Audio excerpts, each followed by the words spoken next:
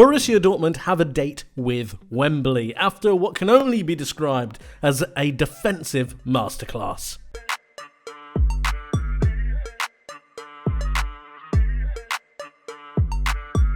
The fallout of this game will be around Paris Germain and how they didn't convert their chances. But for me, all of the flowers and all of the praise need to go to Dortmund for the defensive masterclass that they put in. And I just want to talk about some of the players that really made a difference. I think attacking-wise, it was something of a lesser performance from Dortmund in this particular game. We saw in the first leg they could have converted a number of chances to get a couple of goals. But in this, it was more about the defence. Mats Hummels and Schlotterbeck did a fantastic job of marshalling that back line. I thought that Matson and Ryerson did a great job of the wings, but they always pushed PSG out towards those wide areas. And that was down to the energy from Sabitzer and Emre Can, who really ran PSG ragged. A two-man midfield technically, with Brandt moving a little bit further forwards with Füllkrug to really stop those passing lanes through the PSG midfield. But Sabitzer and Can were absolutely fantastic. And while the stats don't really back that up, trust me when I say that during the game, there were so many times when Dortmund were defending some kind of a counter, perhaps it was some kind of transitional play, and Sabitzer was always there to try and give a little bit of pressure, which of course can't be shown up in statistics. As for the centre-back pairing, we touched on it a little bit, but Mats Hummels was a just superstar, 35 years of age, and he showed every single ounce of experience during this game, marshalling that back line pretty perfectly, winning 4 out of his 5 ground duels, winning 3 out of his 4 aerial duels, really leading by example, and his partner in Schlotterbeck was really one of the major standout German performers when it comes to centre-backs. I think he's going to have a fantastic Euros if he gets picked. And really in this game, 6 out of his 9 ground duels won. We saw towards the end of the game, he actually ended up sprinting up towards the end of the pitch to the completely other side, to the corner flag, to try and waste a little bit more time for Dortmund. And that's the kind of mentality that Dortmund really embodied throughout this entire match.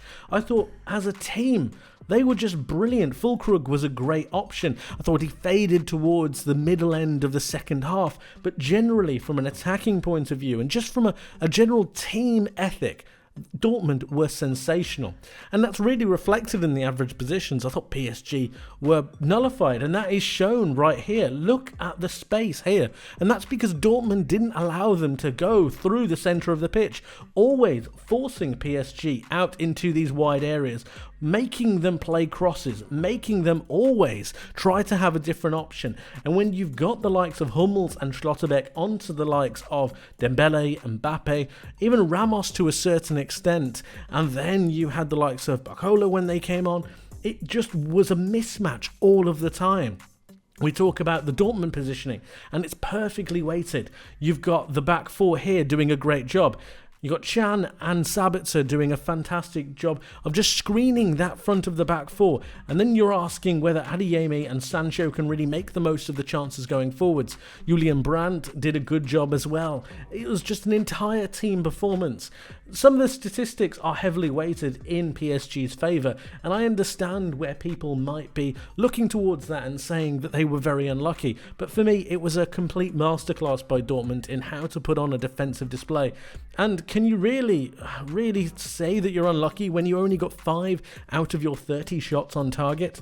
And when it comes to the major metrics, I'm talking about the tackles, talking about the interceptions, Dortmund were superior in nearly every single aspect. More duels won, more aerials won, higher clearances, obviously, but 44 clearances. The amount of headers they won in the game was fantastic.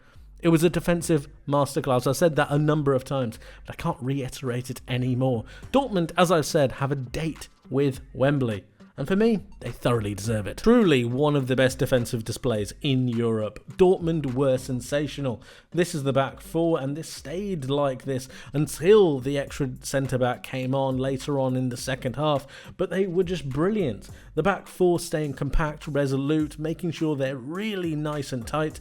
You've got the 2 holding midfielders in Can and Sabitzer, also having the ability to get up the pitch when they have to, but stopping any kind of play coming through the centre.